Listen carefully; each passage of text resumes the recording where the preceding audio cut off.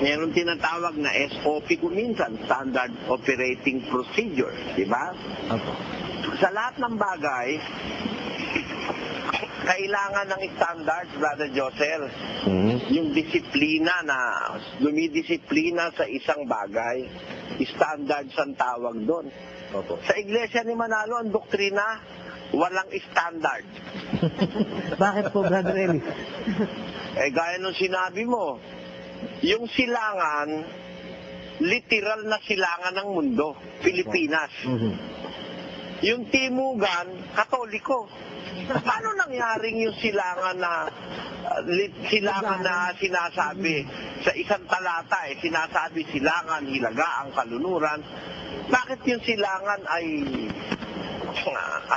literal o dako? Ang silangan literal na silangan. Pagdating sa kalunuran kalunuran na simbolikal. Opo. Ganyan. At pagdating naman sa timugan timugan naman ng Amerika. Anong paiba-iba nga po? Anong standard ng i-employ mo dyan para yan mahusay mo, kapatid na Dani, ano? Oo nga po. Kaya yan mahahalata. At wala namang gumagawa nito kundi tayo na ibulgar ang irregularidad sa doktrina ng Iglesia ni Manalo, Brother Danny. Ito po yan. Ito'y bilang tugon natin sa kanilang sinabi sa pasugo na suriin ang kanilang doktrina. Di ba? Opo. Tingnan mo, bakit walang standard? Yung silangan, ininterpret na literal. Opo. Yung hilagaan, ininterpret, hindi man hilagaan ng mundo hilagang Amerika Brother Danny, no? Samantalang yung silangan ng mundo. Di ba? Opo.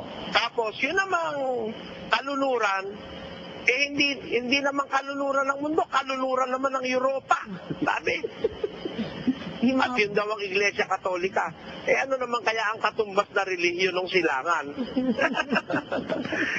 Tinumbasan nila ng relihiyon yung silangan di ba? Yung pong timugan. Yung kalunuran at saka yung timugan di ba? Opo. Tinumbasan nila ng relihiyon.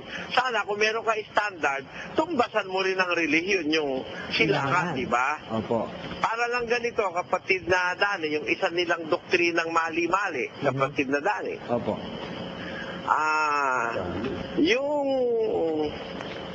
Yung karo at saka yung kabayo ay sa Biblia yung karo at kabayo magkaugna yun di ba? Opo. Yung kabayo ang humihila sa karo, yun ang nasa Biblia. Aba nang ipaliwanag nila, yun daw karo ay tangkidigera. At yun naman kabayo, eroplano. Paano mo ngayon, sa anong standard ang pinagkunan mo noon para... Saan mo kinuha yun? Anong klaseng bangungot ang naranasan nung nagpaliwanag noon, Brother Danny? Mayroon po. Paano kayang mangyayari sa realidad yun na yung kabayo na siyang eroplano, hinihila yung tangkidigera na siya namang karo. Yan. O anong standard ang pagkukunan mo niyan? Bakit yan? Eto kapatid na Dani, Opo. Bakit simbolismo ang isang parte at yung isang parte pinaliliwanag ng literal, physical. Samantalang yung ibang parte pinaliliwanag na literal, magkasama sa isang sitas. Opo. Di ba walang standard na lumalabas yun, kapatid na Dani? Ay, ganun nga po. Kaya, nakalulungkot isipin na napakaraming Pilipinong nagoyo nung mga aral na yan. Hindi bali sana kung nagoya masarap yun Pero hindi, nagoyo ang maraming Pilipino na paniwalaang yung silangan literal na silangan at Pilipinas, tapos yung kaluluran paniwalaang protestantismo at yung timugan paniwalaang Brother Danny? Yung po yung pong timugan di umano ay yung timog ng Amerika, yun daw po ay Katoliko. Protestantismo, yun naman daw pong hilagaan ay hilagaan ng Europa na sa bakatid baga, yung Katolisismo. Ulitin mo nga yan, nakalagay sa kanilang pasunggo Brother Danny. Ang kumakatawan sa timugan ay ang Iglesia Katolika, sapagkat ito ay mula sa Roma na nasa timugan ng Europa. Ang kumakatawan naman sa hilagaan ay ang Protestantismo, sapagkat ito'y mula sa hilagaang Amerika.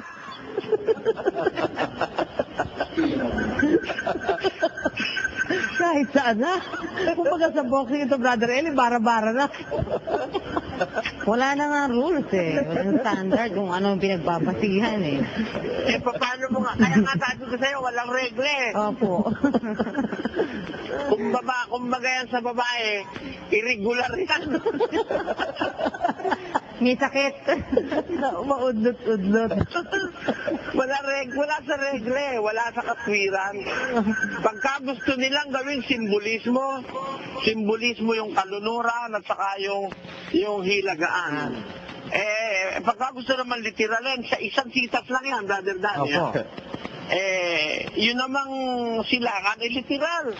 Halatang-halata kung nag-iisip ang tao at nakakaunawa. Kapatid na Danny, halatang-halata mo, niluloko ka lang Baka kung ikaw halatang lulukoyin ka ng harapan, baka mahamon mo na lang nasustukan.